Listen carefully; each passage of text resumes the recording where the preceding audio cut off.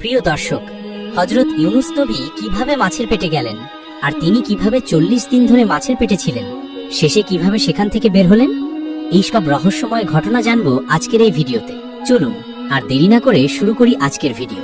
একদা আল্লাহ রাব্বুল আলামিন হযরত ইউনুস আলাইহিস সালামকে ওহীর মাধ্যমে জানিয়ে দিলেন, হে ইউনুস, তুমি তোমার কওমের লোকেদের নিকট হেদায়েতের জন্য তাদের দ্বীনের পথে আহ্বান করো।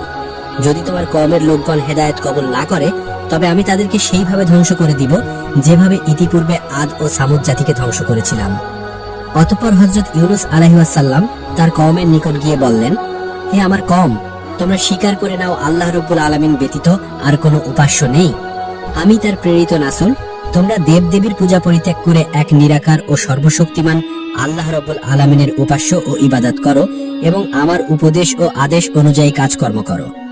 কিন্তু কওমের লোকগণ তার কথার প্রতি কোনো কর্ণপাতই করল না, বরং তারা জবাব দিল, হে ইউনুস, তুমি যদি আমাদেরকে টুকরো টুকরো করে ফেলো, তথাপিও আমরা তোমার কথা শুনে আমাদের পূর্বপুরুষদের ধর্ম ত্যাগ করব না এবং আমরা কোনোদিনই দেবদেবীর উপাসনা ছাড়ব না।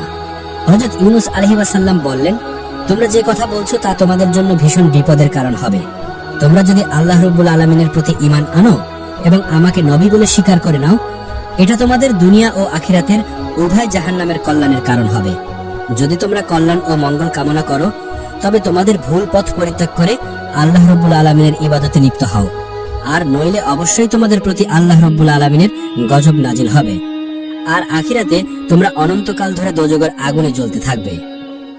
এমন সময় একটি লোক হযরত ইউনুস আলাইহিস সালামকে বলল, আচ্ছা ইউনুস, তুমি যে কেবল গজবের কথা বলছো, গজবটা কিরকম বস্তু একটু বলো তো শুনি।